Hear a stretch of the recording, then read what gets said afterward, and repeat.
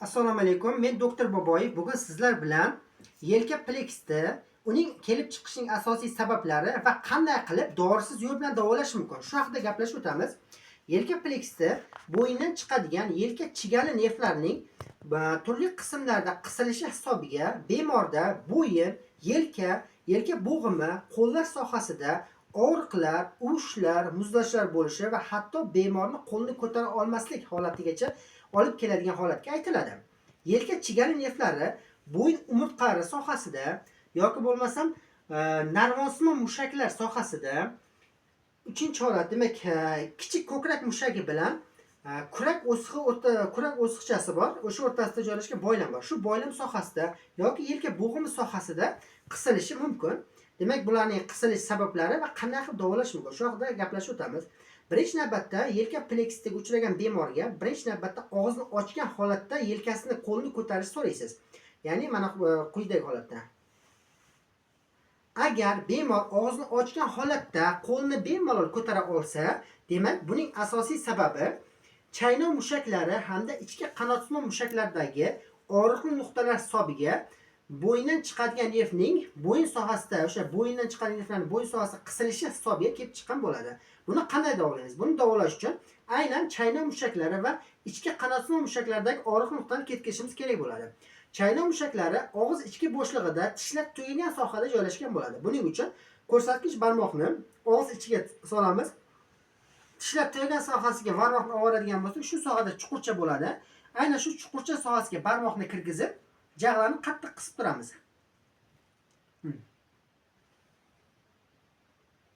Ikki tomonlama xuddi shunday qilish kerak.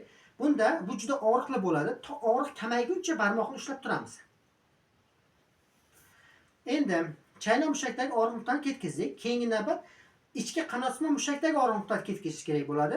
Ichki qanotsimon mushagimiz pastki jag' burchagi sohasida, burchagining ichki qismida joylashgan bo'ladi. Bunda bosh barmog'imizni aynan shu sohaga kirgizamiz. Buning uchun, demak, bo'yinni oldinga egamiz va shu sohaga bosh barmog'imizni kirgizamiz. Hamda massaj qilib turamiz to og'riq ketguncha. Bu ham og'riqli bo'ladi. Og'riq ketguncha massaj qilib turamiz. Ikki tomonlama bajaramiz buni ham. Endi chaynov mushagi va ichki qanotsimon mushakdagi og'riqlarni ketkazdik. Endi bu mushaklarning kuchini oshirishimiz kerak bo'ladi. Buning uchun jag'ni to'rt tomonlama harakat keltiramizda qo'l bilan qarshilik qilib turamiz. Oldinga va pastga. Bunda chaynov mushaklari funksiyasi tiklanishi hisobiga bo'yin umurtqalari ochiladi va bemorda qo'l og'riqlari, yelka pleksiya ketadi. Ikkinchi sababi ensa sohasida kuraklar orasiga keluvchi uzun ekstensiya mushaklar bo'ladi. Aynan shu uzun ekstensiya mushaklarda og'riqli nuqtalar bo'lishi hisobiga boshdan chiqadigan qo'shimcha nerv bor. Aynan uzun ekstensiya mushaklar orasidan chiqadigan nerv aksessoris degan nervimiz bo'ladi. Ushbu nerv yelka sohasiga hamda tush umra so'risma mushagiga keladi. Aynan ushbu nervning boshdan chiqadigan qismda qisilishi yelkada va tush umra so'risma mushagida og'riq nuqtalari kelib chiqishiga va bemorni qo'lni ko'tara olmaslik holatiga olib kelishi mumkin. Demak, buni davolash uchun bunaqa bemorlarda kuraklar orasida og'riq bo'ladi. Demak, bemorni kuraklari bilan ko'krak umurtqa orasidagi mushakni qo'llar yordamida yaxshilab massaj qilamiz yoki bo'lmasa tirsak yordamida massaj qilamiz. Ya'ni og'riqli nuqta yo'qolguncha massaj qilinadi. Ya'ni kuraklar orasidan boshlab to bo'yinga, boshgacha, bosh ensa qismigacha massaj qilib boriladi. Bunda uzun ekstensiya mushaklar funksiyasi tiklangandan keyin qo'shimcha nerv, ya'ni nerv aksessoris ochiladi va og'riqlar yo'qoladi. Uchinchi sababi bo'yin sohasida joylashgan narvonsimon mushaklardagi chandiqlar yoki bo'lmasam fatsial qisqarishlar, mushak ustidagi fatsiyalarning qisqarishi hisobiga bo'yindan chiqadigan yelka chigallar narvonsimon mushak orasida qisiladi va bemorni qo'lni ko'tara olmaslik holati kelib chiqishi mumkin, yelka pleksiya kelib chiqishi mumkin. Buni davolash uchun biz aynan ushbu narvonsimon mushak o'zi qayerda joylashgan? Narvonsimon mushak yelka sohasi hamda mana bu bo'yni qayriganda uzun mushak bo'ladi. Tush umra so'risma mushak deymiz. Shuni orasida joylashgan bo'ladi.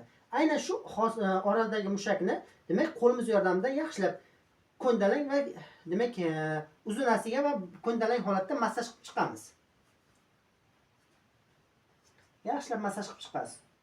Ya'ni chandiqlarni ketkazishimiz kerak bo'ladi. Chandiqlar ketgandan keyin demak, nerv ochiladi va og'riq ketadi. Endi fatsial qisqarish bo'lsa, shu mushakni cho'zishimiz kerak bo'ladi. Buning uchun boshni qarama-qarshi tomonga qarab tortamiz. Qo'l bilan ushlab turamiz ushbu mushakni va boshni qarama-qarshi tomonga tortamiz. Hamda mushakning ustini silab turamiz. Fatsiyalar tekislangandan keyin nerv ochiladi va og'riqlar ketadi. Endi keyingi sababi kichik ko'krak mushagi bilan kurak akromiya o'sig'i bor. Bu o'siq sohasi, demak, yelka sohasida paypaslar borsa, suyak do'mboqchasiga qo'limiz tegadi. Aynan shu suyak do'mboqchasi akromiya o'siq hisoblanadi.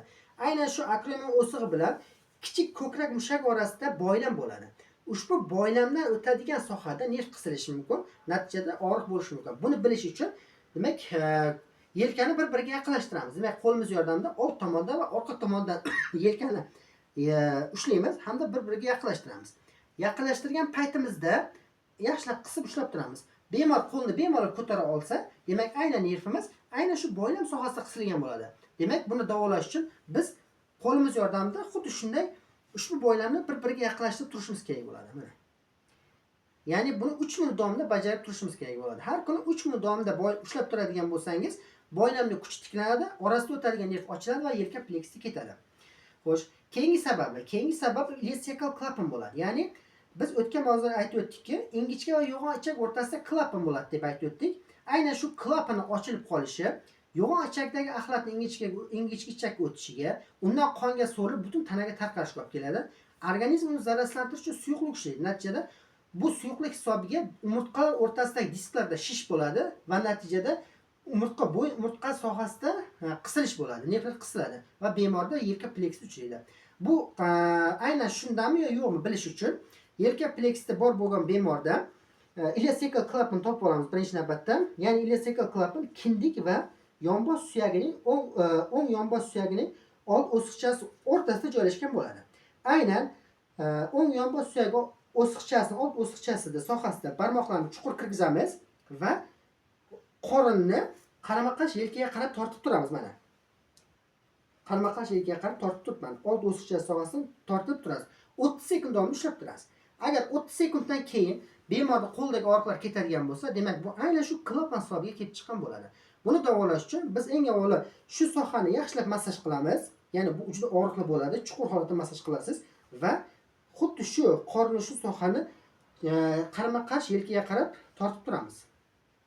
Demak, 3 minut davomida tortib turish kerak bo'ladi. 3 minutdan keyin miyaga signal boradi va bu klapanni yopadi. Natijada bo'yindagi diskdagi shishlar qaytish hisobiga yelka og'riqlari ketadi. Keyingi sababi yelka bo'g'imi sohasida qisiladi deb aytib o'tdik. Aynan yelka bo'g'imini hosil qiladigan old tisma mushaklar hamda kurak osti mushaklar bo'ladi. Kurak osti va old tisma mushaklarda og'riqli nuqtalar paydo bo'ladigan bo'lsa, yelka bo'g'imi stabilligi buziladi. Yelkadan o'tadigan yelka chigali nervlari yelka bo'g'im sohasida qisilish hisobiga og'riq kelib chiqadi. Buni qanday davolaymiz? Buni davolash uchun aynan shu mushaklardagi og'riq nuqtadan ketkazishimiz kerak bo'ladi. Endi old tisma mushaklar qo'ltiq osti sohasida joylashgan bo'ladi. Shu sohani qo'l bilan yaxshilab massaj qilib chiqamiz. Chuqur, bu ayab o'tirish kerak emas bunda. Bunda barmoqlar yordamida chuqur massaj qilish kerak bo'ladi. Ya'ni old tisma mushakdagi og'riq nuqtani ketkazamiz. Bu 30 sekund 1 minut davomida massaj qilsangiz yetarli. Keyin esa kurak orasidagi mushak bor. Kurak osti mushagi bo'ladi. Kurak osti mushagining og'riq nuqtasini ketkazishimiz kerak bo'ladi. Buning uchun demak, qo'limizda bor barmoqlarimiz shu holatda, demak, mana bu qo'lni ko'targaningizda qanot chiqadi. O'sha qanot sohasiga, qo'ltiq sohasidagi qanot sohasiga barmoqlarni chuqur kirgizasiz. Qo'lni oldinga tortsangiz kurak yaqinlashadi. Va shu holatda, mana shu holatda yaxshilab massaj qilib turiladi. Bu juda og'riqli bo'ladi. To og'riq kamayguncha massaj qilib turiladi. Og'riq kamaygandan keyin kurak osti va qo'ltiq osti, demak, kurak osti hamda old tisma mushaklar funksiyasi tiklangandan keyin yelka bo'g'imi stabilligi tiklanadi va og'riqlar ketadi. Demak, asosiy sabablari mana shular hisobiga kelib chiqadi. Demak, xuddi shunday siz kun davomida har bitta ko'rsatib o'tgan mashqlarni bajaradigan bo'lsangiz, bunda yelka chigali davolanadi. Ko'pincha sabablari birgalikda bo'ladi bular hammasi. Ya'ni o'sha aynan pastki aynan chaynoq mushaklarining funksiyasining buzilishi yoki bo'lmasa o'zi ekstenzor, shu boylam, ileosekal klapan hamda yelka bo'g'imini stabilligini ta'minlaydigan old tishsimon hamda kurak osti mushaklaridagi og'riqli nuqtalar hisobiga bular birgalikda uchraydi. Yuqorida ko'rsatib o'tgan barcha mashqlarni bajaradigan bo'lsangiz, sizda yelka chigali umuman yo'qoladi. Video ma'qul bo'lgan bo'lsa, kanalimizga obuna bo'linglar.